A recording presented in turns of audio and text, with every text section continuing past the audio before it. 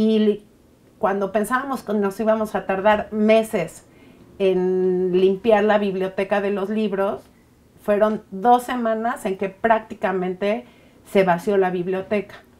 Lo único que no se podía tocar cuando regalamos los libros era la colección en Yiddish.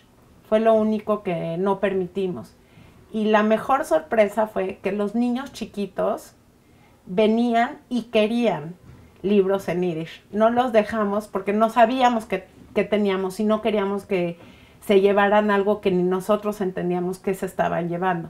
Pero fue muy sorprendente y muy bonito entender que a los niños sí les interesaba o sí habían escuchado algo o les daba curiosidad y querían llevarse un libro en Yiddish a su casa, aunque no supieran ni siquiera leerlo. Lo que fue muy triste fue ver que hoy los estudiantes, por ejemplo los de preparatoria, no saben distinguir entre el hebreo y el yiddish.